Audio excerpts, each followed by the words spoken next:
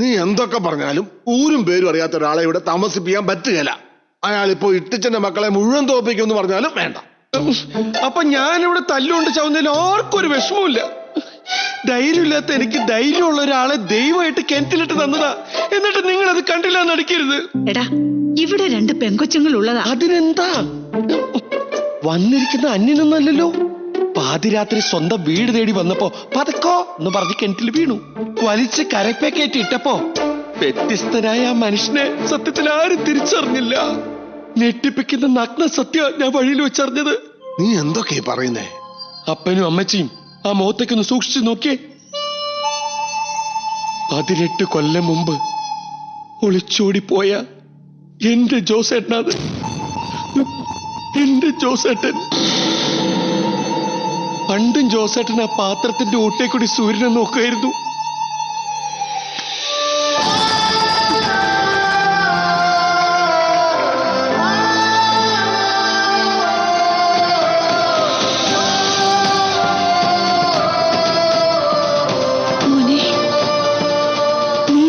ജോസ്മോനാണോ? ശരിയായിട്ടുള്ള ഓർമ്മശക്തിയോ ബുദ്ധിയൊന്നും ഇപ്പൊ ഇല്ല. എങ്ങനെയോ തിരിച്ചു വന്നു. കൂടുതലൊന്നും ചോദിക്കല്ലേ, പിണങ്ങിറങ്ങി പോട്ടോ. സുഖമില്ലാത്ത കുട്ടിയാണ്. ജോസിന്റെ വലത് കൈമുട്ടിന് മുകളിലായിട്ട് ഒരു കാക്കപ്പുള്ളി ഉണ്ടായിരുന്നു. ഒന്ന് കാണട്ടെ.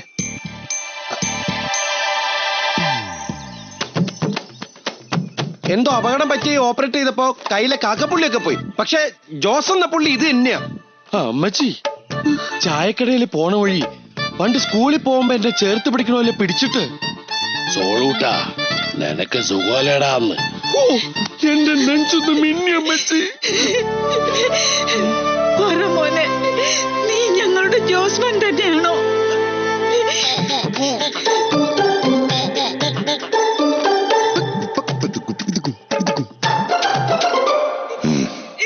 എന്റെ ജോസ്മോനെ ടച്ച് ചെയ്യാതെ കരഞ്ഞോളൂ അമ്മച്ചി. ദേഹം മുഴുവൻ അഴുക്ക. ഇവിടെ ചാരി അമ്മച്ചി.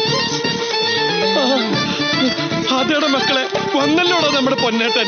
മക്കളെ വാ. പരസ്യമായിട്ട് നമ്മുടെ പിള്ളേരെ തല്ലി ചതച്ചിട്ടും അപ്പച്ചൻ എങ്ങനെയാ അടങ്ങിയിരിക്കാൻ കഴിയുന്നേ? മോനെ ജോണിക്കുട്ടി, ഈ തല്ല് കൊടുക്കുന്നവർ അറിഞ്ഞിരിക്കേണ്ട ഒരു പാടുണ്ട്. ഇത് മറ്റുള്ളവർക്ക് കൊടുക്കാൻ വേണ്ടി മാത്രം സൃഷ്ടിച്ചിട്ടുള്ളൊരു സാധനമല്ല. ഇത് ഇടയ്ക്കൊക്കെ ഇങ്ങോട്ടും കിട്ടാനുള്ള ഒരു സാധനം കൂടിയാണ്. അത് നിന്റെ അനുജന്മാര് ഇഷ്ടം പോലെ വാങ്ങിക്കൂട്ടി. എന്നാലും എന്റെ അളിയ, പിള്ളേരെ തല്ലി ചതച്ചതോ പോട്ടെ, ഇവന്റെ ഡിക്കിയിൽ ഇവരെ തിളച്ച വെള്ളം ഒഴിച്ചില്ലയോ? ആരും അറിയണ്ട. ഇവന്റെ മാരേജ് ലൈഫ് ഇനി എന്തോ ആകും.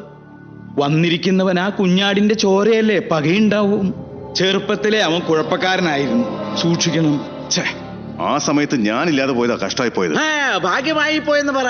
ഉണ്ടായിരുന്നെങ്കിൽ നിനക്കും കിട്ടിയേനെ. അമ്മയുടെ ആങ്ങളെയാണെന്ന് ഞാൻ നോക്കില്ല. അടങ്ങ് നീയും കൂടി തോറ്റാ നമ്മുടെ മാനം പോവും. മക്കളെ അക്രമത്തിന് വിടുമ്പോഴും അവരുടെ എണ്ണം കുറയാതെ നോക്കേണ്ടത് ഒരു അപ്പന്റെ കടമയാ. അതുകൊണ്ട് പറഞ്ഞതാ. കേട്ടിടത്തോളം വന്നിരിക്കുന്നവൻ ഒരു സാത്താന്റെ ജന്മമാ.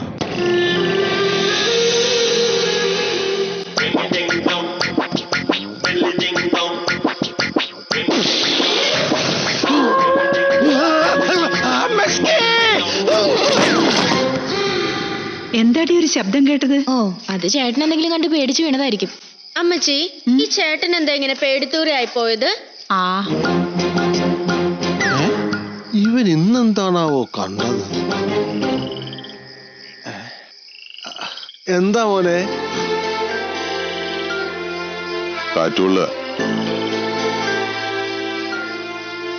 ബുദ്ധിക്ക് ചെറിയ തകരാറുണ്ടോ എന്ന് സംശയം.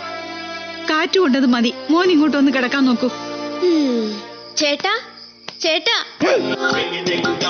ചേട്ടാ. ആരാ നീ? പോയി പായ കിടന്നേ. 4 നിലത്ത് മുട്ടുണ്ട്. യക്ഷിയല്ല. എന്താടാ? അവളെന്താ കണ്ടോ പേടിച്ചു. ദേ, നീ പായ എടുത്ത് താഴെ കിടക്ക്. ചേട്ടൻ നിന്റെ കട്ടിലേ കിടക്കട്ടെ. അതൊന്നും ശരിയാവില്ല. എനിക്ക് പായ കിടക്കാൻ പറ്റില്ല, നടുവേനെടുക്കും. ജോസേട്ടൻ പറഞ്ഞ ചൂടുണ്ട്, പുറത്തല്ല കാറ്റാ, ഞാൻ വരാന്ത കിടന്നോളാം. അവനെ അങ്ങനെ വരാന്ത കിടത്തേണ്ടവനല്ല. നീ പറയുന്ന അനുസരിച്ചാ മതി. ജോസേട്ടന് വരാന്ത കിടക്കണല്ലേ ഇഷ്ടം? ഞാൻ എവിടെ കിടന്നാലും ഉറങ്ങും. അങ്ങനെയാ മോനെ? മോൻ ഇവിടെ കിടന്നാ മതി. അപ്പ പുറച്ചു കിടക്ക്. വെള്ളം കൊണ്ടുവന്ന് വെക്കട്ടെ മോനെ. ആ എനിക്ക് ഇടയ്ക്കിടയ്ക്ക് കുടിക്കേണ്ടി വരും. ശ്ശോ, എന്റെ ഓർക്കം പോയി.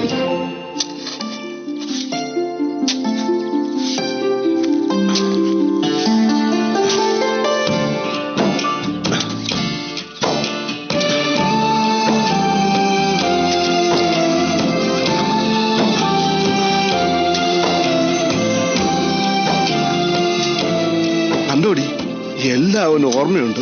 പണ്ട് കുഴി കുത്താൻ പറഞ്ഞിട്ട് കേൾക്കാത്തതല്ലേ ഞാൻ തല്ലിയത്. ദേ ഒരു പ്രായച്ചിത്തം പോലെ ചെയ്യുന്ന കണ്ടില്ലേ.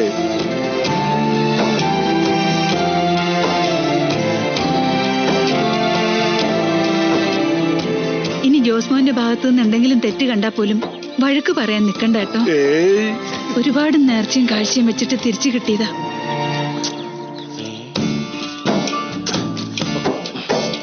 എന്താ ഇവിടെ വല്ല പൂച്ചയെ പട്ടി ചത്തോ? ഓ നിന്റെ അറിവിൽ പറമ്പിൽ കുഴി കുത്തുന്നത് അതിനു വേണ്ടി മാത്രമാണല്ലോ. നിന്നോടൊന്നും നടാൻ പറഞ്ഞിട്ട് കേട്ടായിരുന്നു. എന്റെ മോൻ പറയാതെ തന്നെ ചെയ്ത് കണ്ടോ. അത്രയ്ക്ക് ആഴത്തിൽ കുത്തണ്ട മോനെ. ഓ ഇതെന്താണിത്? കിണറാ? കിണറ്റിൽ വേണ്ട എന്റെ ഓർമ്മയ്ക്കായിട്ട് കിണർ കുത്തി സ്മാരകം ഉണ്ടാക്കണോ പറമ്പ് മുഴുവൻ? പണി എടുക്കുകയില്ല, പണി എടുക്കുന്നവരെ പരിഹസിക്കുകയും. ഓ ഇത്തിരി ആഴം കൂടിയാലും ചാരവും ചാണകവും ഒക്കെ ഇട്ട് കഴിയുമ്പോ ശരിയായിക്കൊള്ളും. കേരളത്തിലെ മുഴുവൻ പശുവിന്റെ ചാണകവും കൊണ്ടു ഇറങ്ങി വരും. ഒന്നും മിണ്ടായിരിയടാ. ആവൂ, ഇന്നെങ്കിലും എന്റെ പെങ്ങളുടെ കയ്യിൽ നിന്ന് ഒരു ചായ കുടിക്കാൻ പറ്റിയല്ലോ. ഓ ഇത് ജോസേട്ടനാ, വേണപ്പോ എടുത്തു കൂടി. അത് ശരി, അപ്പൊ ഞാൻ ഔട്ടായി. കർത്താവേ, പള്ളിയിലെ മോട്ടറിലേക്ക് ഇങ്ങനെ വെള്ളം ഒഴിക്കണം കണ്ടിട്ടുള്ളൂ. ആ ചക്കരക്കുട്ട പഠിക്കാൻ പോകണേ, നന്നായിട്ട് പഠിക്കണോട്ടാ. അവനിപ്പോ സൈക്കിള് വേണമെന്ന് പറഞ്ഞാ ബഹളം. അപ്പച്ചൻ വാങ്ങിച്ചു കൊടുക്കൂല. ആ ഡെങ്കിപ്പനി എലിപ്പനിയൊക്കെ ഒന്ന് വന്നോട്ടെ.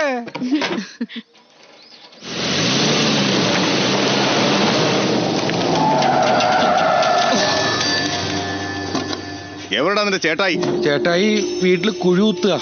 ഓ നിന്നെ മൂടാനുള്ള കുഴിയാണ് ഇപ്പോഴേ കുത്തി തുടങ്ങിയോ? നിന്നെ തല്ലിയ നിന്റെ ചേട്ടായി ചോദിക്കാൻ വരുമെന്ന് എനിക്ക് അറിയണം. ചേട്ടായി എന്റെ കൂടെ ഉള്ളപ്പോ തല്ലിയാ പോരെ, അപ്പൊ തന്നെ റിസൾട്ട് അറിയാലോ. തൽക്കാലം നിങ്ങളുടെ മർദ്ദനം ഏറ്റുവാങ്ങാൻ എനിക്ക് സമയമില്ല.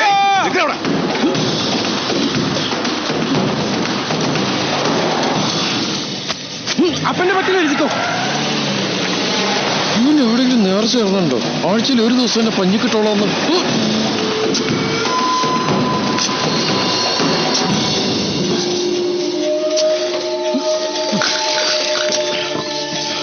ചേട്ടായി, ഇത് കൈക്കൂലിയായി സ്വീകരിച്ച് എന്നെ രക്ഷിക്കണം. ആ ജീപ്പിൽ വരുന്നവനെ കണ്ട? എനിക്ക് സ്ഥിരം പണി തരുന്നവനാ. അവൻ തിരിച്ചു പോകുമ്പോ ആംബുലൻസ് കടന്നു പോണം. ഓക്കേ, ഉഷാറാഗ് ഉഷാറാഗ് ഉഷാറാഗ്. ബസ്സിലൊക്കെ കേറ്റ്.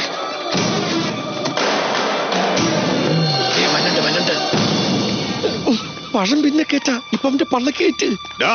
നീ എന്റെ അനിയന്മാരെ തല്ലിച്ചതച്ചതിന് പകരം നിന്റെ മുന്നിലിട്ട് നിന്റെ അനിയനെ ഞാൻ തല്ലാൻ പോവാ. ഉശിരുള്ളവരാണെങ്കിൽ തടുക്ക്. ചേട്ടായി,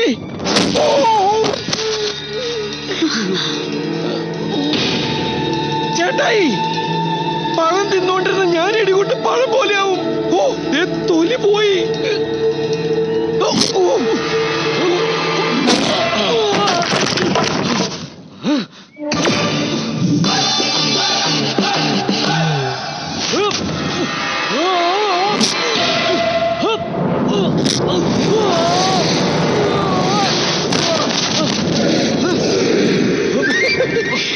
ഓളെ ഓടിപ്പോയി ഒരു ഗ്ലാസ് ആട്ടുപാൽ എടുത്തിട്ടോ ചേട്ടനെ.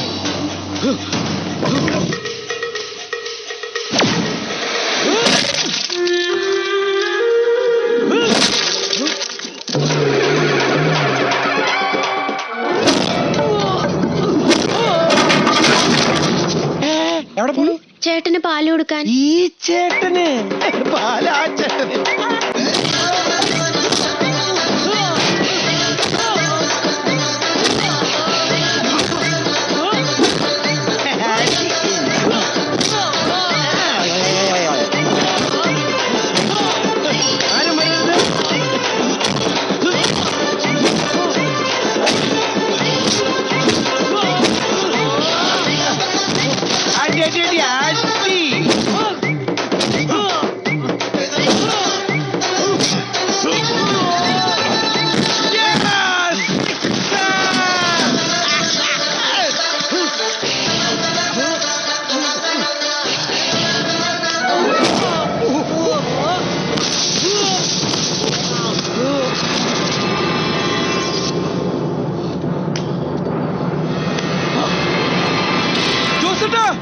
വേണ്ട ഞാൻ ആരും എടുക്കണ്ട.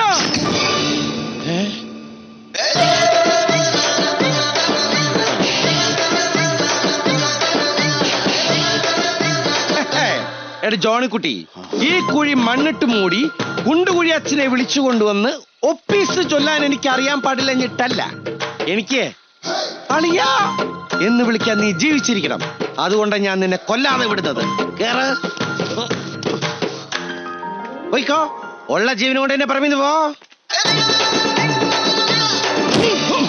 തിരിച്ചടിക്കാൻ എനിക്കും അറിയടാ. ജോസേട്ടോ പോടാ, മാതോളക്ക് കൊമ്പനാടാ ഞാൻ. എങ്ങനെ